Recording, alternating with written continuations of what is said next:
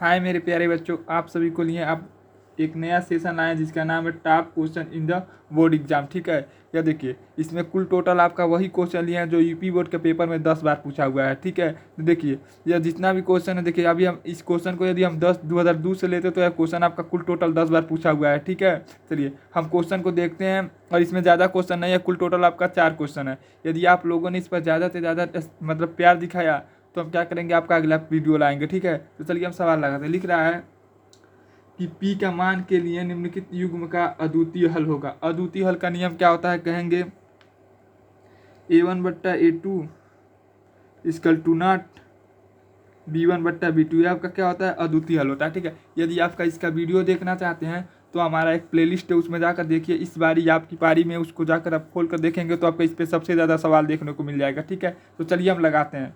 इसका सूत्र क्या होता है, A1/A2 equal to not B1/B2। तो सबसे पहले हम क्या करेंगे, इसमें A1 और A2 का मान निकालेंगे। ठीक है, तो A1 का मान क्या होगा, कहेंगे A1 बराबर आपका है 4, B1 बराबर आपका P, C1 बराबर आपका 8, A2 बराबर आपका 2, B2 बराबर आपका 2, C2 बराबर आपका 2। ठीक है, अब करते हैं हम A1/A2 equal to not B1/B2। ठीक है, A1 का मान क्या है, कहेंगे 4, A2 का मान कितना है, कहेंगे 2 इक्वल टू नॉट B1 का मान क्या है, कहेंगे P आपका क्या है 2। इसका गुणा इसमें, देखिए सबसे पहले क्या करते हैं, देखिए 2 का आपका 2 कट गया। ठीक है, हर से आपका हर काट सकते हैं। ठीक है, अंश से आपका अंश भी काट सकते हैं। ठीक है, तो P इक्वल टू नॉट क्या होगा आपका 4, यानी P का मान आपका 4 नहीं होना चाहिए। ठीक है, यही आपका क्या हो जाएगा आंसर। ठीक है, यदि आपको कहीं पर भी समझने में कोई दिक्कत हो तो आप क्या करेंगे, तुरंत कमेंट करेंगे। ठीक है, चलिए आपका अगला क्वेश्चन देखते हैं। यह क्वेश्चन आपका यूपी बोर्ड में 11, 10, 11, 12, 13, 14, 15 में नहीं पूछा है, 16, 19, 20, 21, 23, 24 में पूछा हुआ क्वेश्चन है। ठीक है, तो चलिए हम क्या करते हैं, इसको लगाते हैं। लिखा है इसमें के का मान निकालना है और आपका समीकरण कैसा हो, अपरिमित रूप से अनेक हल हो। तो अपरिमित रूप से अनेक हल का क्या होता है, कहेंगे A1/A2 बराबर B1/B2 बराबर C1/C2 होता है। ठीक है, तो इसको निकालने के लिए सबसे पहले क्या करेंगे, इसमें A1, A2, B1, B2, C1, C2 का मान निकालेंगे। ठीक है, तो A1 का मान क्या होगा, कहेंगे K, B1 का मान आपका क्या होगा 3, C1 का मान आपका क्या होगा, कहेंगे K-3। ठीक है, A2 का मान क्या है, कहेंगे 12, B2 का मान आपका कहेंगे K, C2 का मान है क्या, कहेंगे -K। ठीक है, अब क्या करेंगे, आपका सिद्ध करेंगे A1/A2 बराबर B1/B2 बराबर C1/C2। ठीक है, देखिए K/12 बराबर 3/K। देखिए यदि इस पहले में या दूसरे में यदि आपका K का मान दिख जाए तो आपका क्या करते हैं, हम तीसरा का मान नहीं निकालते। ठीक है, K में K से गुणा कर देंगे तो आपका क्या, K में K से गुणा करेंगे K², 12 में 3 से गुणा कर देंगे आपका 36, स्क्वायर इधर आएगा तो आपका क्या बना देगा, कहेंगे अंडर रूट। तो अंडर रूट आपका क्या होगा 36, तो अंडर रूट 36 का मान कितना होता है, कहेंगे 6। यही आपका क्या हो जाएगा आंसर। ठीक है, यदि आपको इसमें समझने में कोई भी दिक्कत हो तो आप क्या करेंगे, तुरंत कमेंट करेंगे। ठीक है, यदि हम बात से आपसे फिर कर रहे हैं, यदि आप इसका पूरा वीडियो देखना चाहते हो तो या तो हमारे प्लेलिस्ट में जाइए और चैप्टर वाइज थोड़ा सा बहुत देख लीजिए, 15-20 मिनट देख लेंगे तो आपको पहले ही चैप्टर शुरू करने से पहले ही हमने क्या किया, इसके बारे में बेहतर तरीके से आपको बताया है। ठीक है, प्रश्नावली 3.1। ठीक है, आप जाकर उसको देख लीजिए। बस आपको लग रहा है आप 20 मिनट देख लेंगे या 10 मिनट तो आपको संपूर्ण रूप से कोई सवाल ऐसा आ जाएगा तो आप छोड़ेंगे नहीं। ठीक है, तो चलिए हम आपका अगला क्वेश्चन देखते हैं।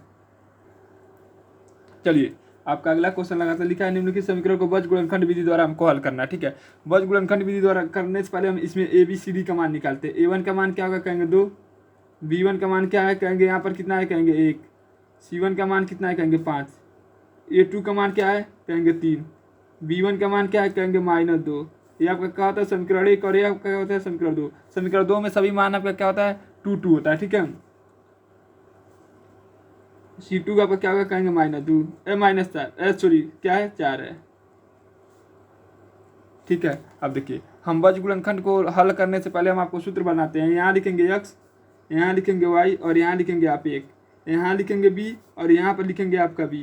मतलब b के बाद कौन अच्छा रहता है, कहेंगे c, b से पहले कौन अच्छा रहता है, कहेंगे a। ऐसा कोई आपको बताया नहीं होगा। ठीक है, यहाँ c है तो यहाँ पर भी हम क्या लिखेंगे c, यहाँ a है तो यहाँ पर भी हम क्या लिखेंगे a। सेम संख्या नीचे फोटो कॉपी कर देते हैं। ठीक, इसको 1 करेंगे 1 करेंगे 1 1 1 1 2 2 2 2 2 2, ठीक है। क्या करेंगे, इसको कोष्टक में करेंगे,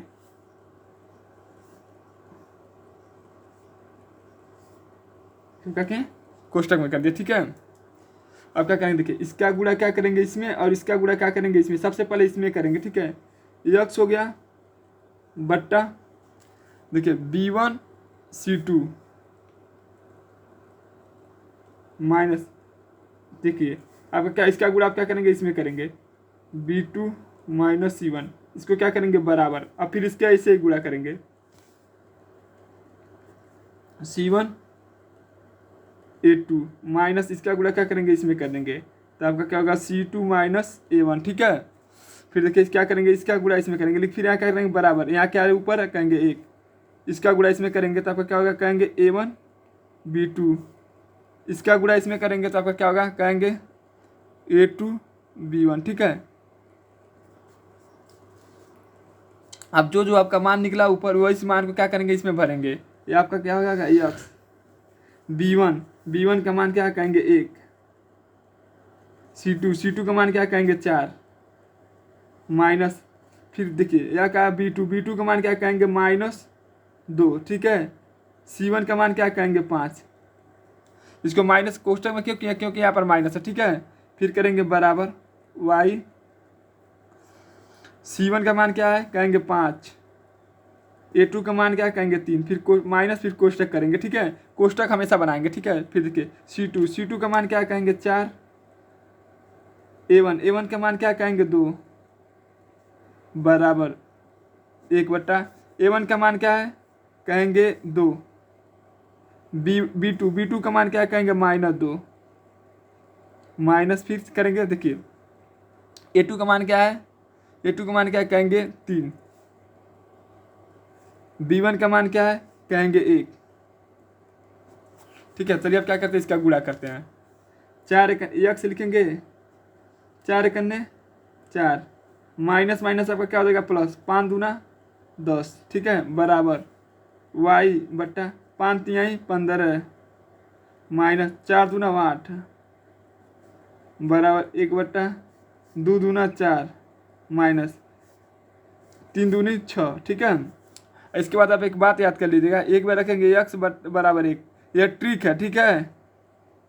एक बार y बराबर आपका क्या रखेंगे, यह मान नहीं रखना है, ठीक है, हमको बता रहा कैसे रखा जाता है, ये आपका क्या है ट्रिक है एक, ठीक है, ये आपका ट्रिक है लगाने का सवाल को, ठीक है। करेंगे x बराबर 1, x के नीचे कितना है कहेंगे 10, तो 4 क्या हो जाएगा आपका 14 -6 -4 मिलकर आपका क्या होगा -10, ठीक है। इसका क्या करेंगे गुणा इसमें कर देंगे, ठीक है। तो x इधर बच गया और इधर क्या हो जाएगा आप कहेंगे 14 बट्टा -10, ठीक है। केवल इसका गुणा किया, ठीक है। इसको काटेंगे 2 से काटेंगे तो 5 बार में कटेगा, या कितना बार में कटेगा 7 बार में, x बराबर आपका क्या होगा कहेंगे -7 बट्टा 5, क्योंकि हर कभी माइनस में नहीं रहता है, ठीक है।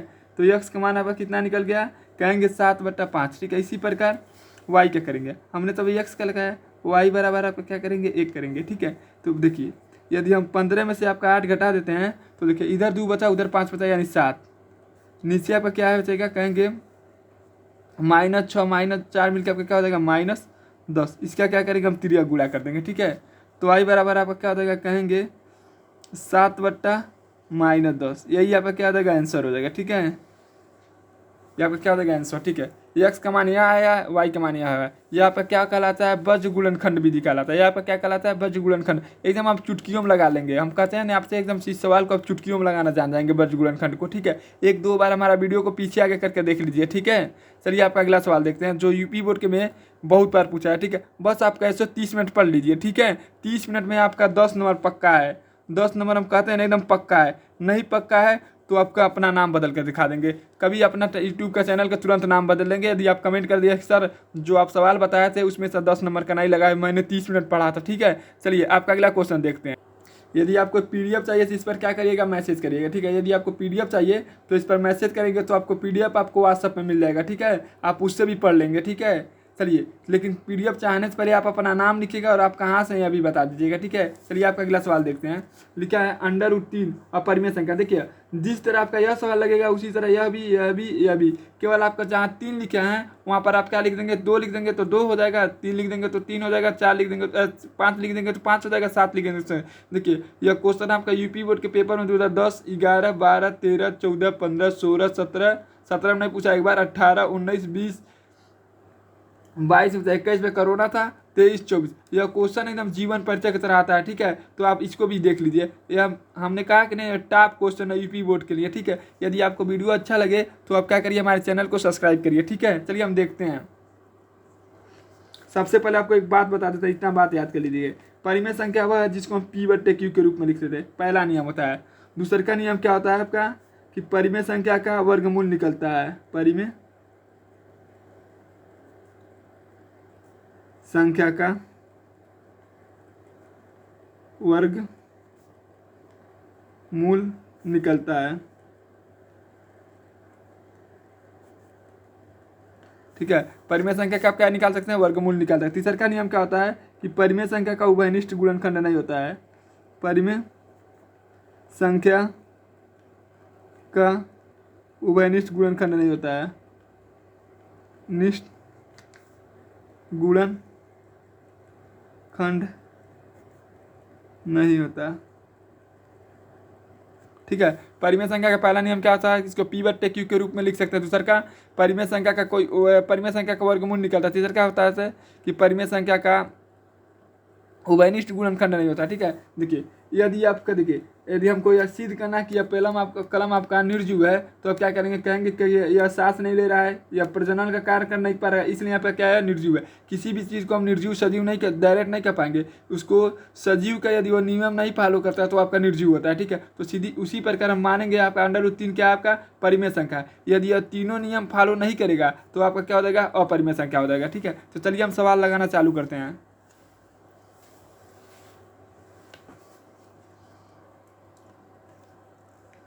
लिखेंगे हल, लिखेंगे माना √3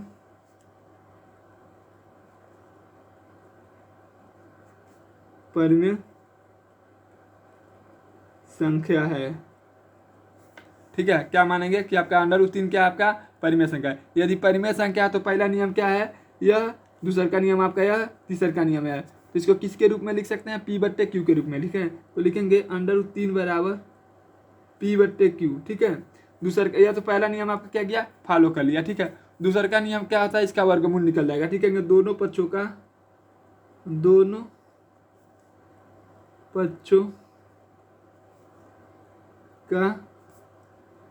वर्गमूल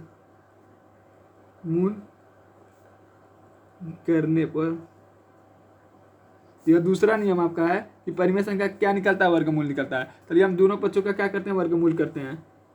√3 का स्क्वायर बराबर P/Q का स्क्वायर, यानी वर्गमूल, ठीक है। देखिए स्क्वायर तो आपका क्या होगा, √ कट जाएगा, ठीक है। इधर हो गया आपका 3, इधर आपका क्या होगा P², इधर आपका क्या होगा Q², ठीक है। अब क्या करते हैं, तिर्यक इसका गुणा कर देते हैं। 3 में Q से गुणा करेंगे तो Q² बराबर P²। देखिए इधर क्या है, गुणा है, इधर आएगा तो आपका क्या बना देगा, भाग बना देगा, ठीक है। तो Q² बराबर P²/3। देखिए यही 5 होता है तो यहाँ पर 5 होता है, ठीक है। कुछ भी चेंज नहीं करना है। यदि मान लीजिए हमको सिद्ध करना होता है 2, तो यहाँ 2 लिखते, 2 तो स्क्वायर, देखिए स्क्वायर से √3 स्क्वायर कट जाता है, ठीक है। यहाँ पर आपका 2 हो जाता है, ठीक है। इसको यहाँ पर भेज देते, कुछ भी चेंज नहीं करना है, सेम एक ही तरह लगेगा। जहाँ आपका 2 लिखा है, 3 लिखा है, वहाँ 2 लिख देंगे तो आपका 2 √ हो जाएगा। 5 लिख देंगे तो 5 का हो जाएगा, 7 लिख देंगे तो आपका 7 हो जाएगा, ठीक है। एकदम ट्रिक के साथ आपको बता रहे हैं सवाल लगाना का। इसको मान लेंगे आपका समीकरण 1,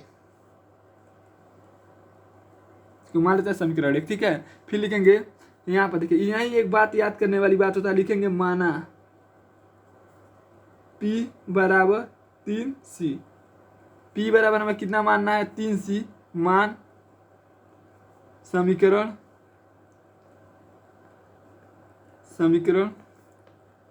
1 में रखने पर जहाँ आपका C पूर्णांक संख्या है, पूर्णांक या प्राकृतिक संख्या ठीक है। प्राकृतिक संख्या भी मान सकते हैं, पूर्णांक संख्या भी लिख देंगे, ठीक है। तो चलिए लिखते हैं यहाँ पर आपका हो जाएगा क्यू स्क्वायर बराबर पी की जगह में क्या लिखना है 3c, 3c पर क्या आपका स्क्वायर बट्टा 3। देखिए यदि यहाँ पर यही देखिए, यदि आपका 5 होता तो यहाँ पर 5c लिखते हैं, 7 होता तो यहाँ पर आप 7c लिखते हैं, ठीक है। 2 होता तो 2c लिख देते हैं, ठीक है। जितना आपका नीचे रहता है उसको लिख देते हैं, ठीक है। चलिए आपका हो गया क्यू स्क्वायर बराबर, देखिए 3 का स्क्वायर करेंगे तो 3 गुणे 3, सी आपका क्या है चर संख्या, इसका स्क्वायर करेंगे तो सी स्क्वायर, ठीक है। अंडर बटा 3, 3 से आपका 3 कट गया, ठीक है। तो क्यू स्क्वायर बराबर आपका क्या हो जाएगा, कहेंगे 3c स्क्वायर, ठीक है। इसको सही क्रम में लिखेंगे तो आपका होगा 3c स्क्वायर बट्टा क्यू स्क्वायर, ठीक है। देखिए इधर क्या है गुणा, इधर आएगा तो आपका क्या बना देगा भाग, सी स्क्वायर बट्टा क्यू स्क्वायर बट्टा 3, इसको मानेंगे समीकरण 2। देखिए पी के भी नीचे आपका क्या है 2, 3 के भी क्यू के भी नीचे आपका पी के क्यू के भी नीचे कितना है कहेंगे 2। देखिए समीकरण 1 समीकरण 2 में क्या आपका 3 उभयनिष्ठ है। और यहाँ देखिए परिमेय संख्या के नियम क्या होता है कि परिमेय संख्या में कोई भी संख्या आपका उभयनिष्ठ नहीं होना चाहिए, लेकिन यहाँ देखिए 3 और 3 आपका क्या है उभयनिष्ठ है, अर्थात आपका जो आपका संख्या है √3 आपका क्या होगा अपरिमेय संख्या होगा। यहाँ पर लिखेंगे समीकरण 1 में यह क्वेश्चन आपको 6 नंबर में देखने को मिलेगा, नहीं तो 8 नंबर में देखने को मिलेगा, ठीक है। यह क्वेश्चन आपको 20 उत्तरी प्रश्न है, ठीक है। लिखेंगे समीकरण 1 तथा समीकरण 2 में 3 उभयनिष्ठ है,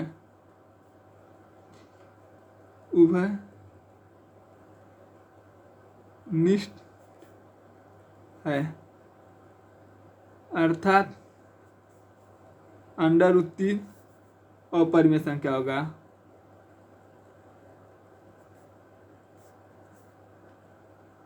अपरिमेय संख्या